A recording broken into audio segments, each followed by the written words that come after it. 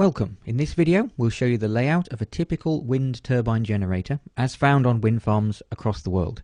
Now exact designs do vary, but almost all the turbines in use today are horizontal axis machines which have a 3-bladed rotor spinning in a vertical plane attached to the front of a box which we call the nacelle, after the fairing around an aircraft engine.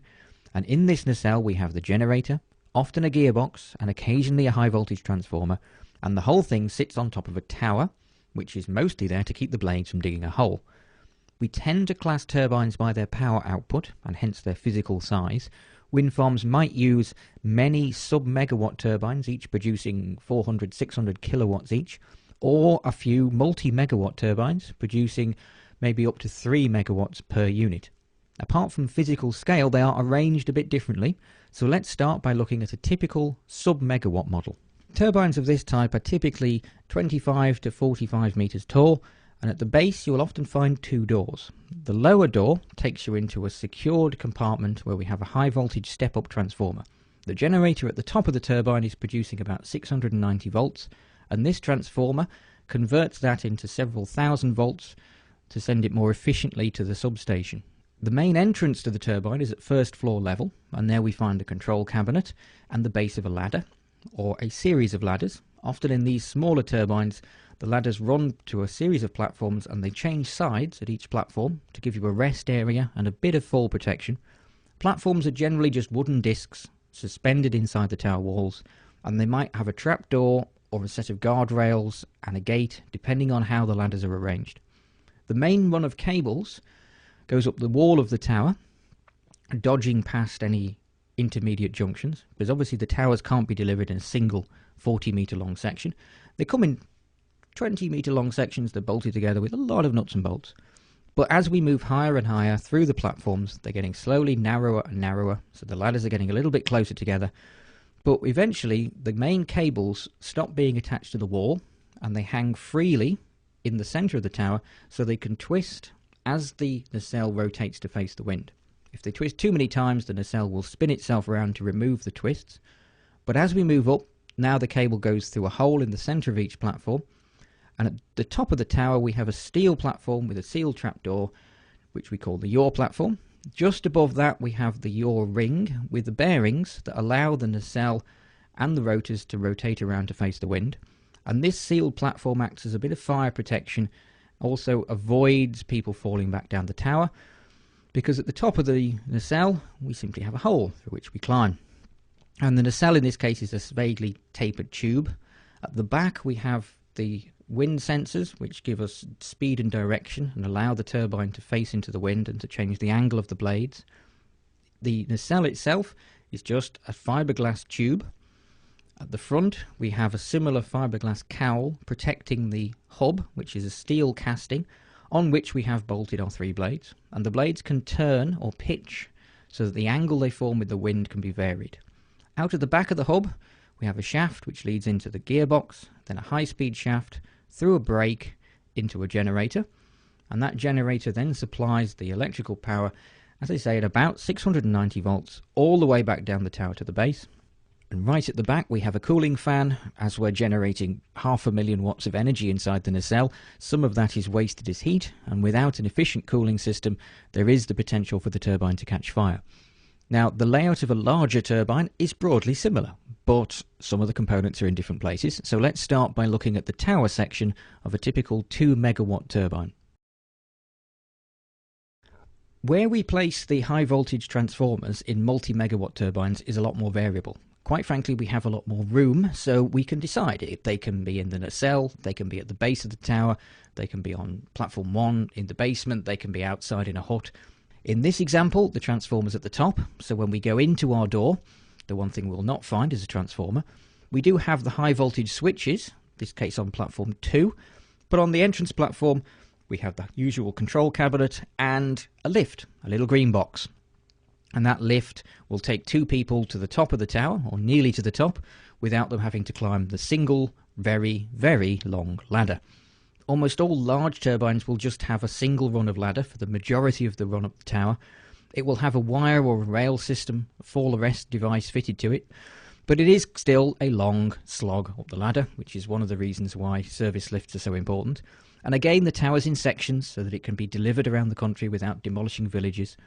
Sometimes, if we're running a long distance and we haven't got room for a proper platform, we can put a half moon in place. No fall protection on the platform, but we assume you would keep your lanyards connected at this point because it's quite a long way down. The cable again breaks free from its mounting and hangs in the centre of the tower for the last 10-20 metres or so that it can rotate as the nacelle yaws into the wind, and the lift eventually runs out of space. Remember, the tower is getting narrower and narrower as we get to the top, so the lift tends to park itself about half a platform from the top, and we have a normal ladder which then leads to the yaw platform, and then it starts looking very much like the smaller turbine did. We have a yaw ring bolted to the underside of the nacelle, joining it to the top of the tower. Series of disc brakes run around that yaw ring to lock it in position when the wind isn't changing direction, and when it is, we have a series of either electric or hydraulic motors that rotate the entire mechanism around on the top of the tower. The layout of a multi-megawatt nacelle is again more variable than for a smaller version. We always have to have a generator, but we may not have to have a transformer. In a few cases, such as the famous Enercon egg-shaped nacelle, we don't even need a gearbox. They're direct drive. We just have a shaft linking to a motor, and then lots of extremely complicated electronics to condition that power for connection to the grid. But in most cases, we need the same as we needed in the small turbine: gearbox, generator, possibly a transformer, all in a fiberglass box. And in our example, we're looking at a typical design used by a number of manufacturers where we have a nacelle that's 3 metres high, 2.5 metres wide, 7 or 8 metres long. It's a fiberglass box about the size of a site hut. As before, we have our wind sensors on the roof as far away as possible from the dirty air cast off by the blades as they spin round. This design is just a fiberglass box with a flat roof. We access the roof through a couple of skylights. Some designs are like before, big cylinder with 2 opening doors.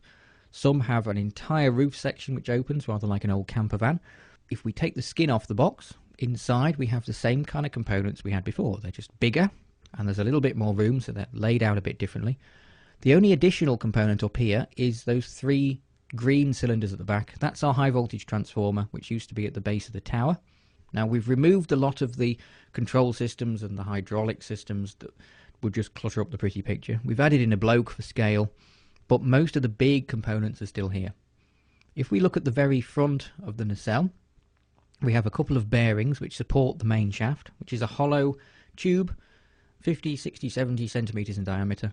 It's hollow so that we can get electrical cables in through this main shaft into the hub to drive all the control systems inside the hub. And we have a couple of pins on the first bearing that lock the main rotor in position if we need to access the hub. It's a safety feature. If you're in there and it starts rotating, it gets scary. So our main shaft drives our gearbox, which is mounted centrally because it's often the heaviest component. Out of the back comes a high-speed shaft, as before. That's where the braking system is. High-speed shaft then drives the generator, which is usually oil-filled. The generator then supplies 690 volts, in this case into our transformer, which is sitting right next to it. That high-voltage signal then passes through the switchgear and the cabinets, down the dropper cable, straight down to the bottom of the tower, through those switches on platform 2 and off to the substation. And that, as an overview, is pretty much all there is to it. The only thing left to talk about are the blades, obviously, which actually do the work. We still have 3 of them. They still pitch, in other words, they twist on themselves to line up with the wind.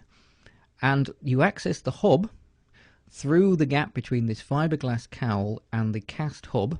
It's a bit of a wriggle, but you wriggle through, usually feet first, crawl through the hole in the middle of the hub, and inside the hub we'll find the control electronics, the pumps, the motors and the batteries to control the pitch of each blade, rotating it on its own bearing to set the optimum angle for the wind. If we turn the blades through 90 degrees so they're edge on to the wind, there's no net turning force. It's a process called feathering, and the turbine will stop.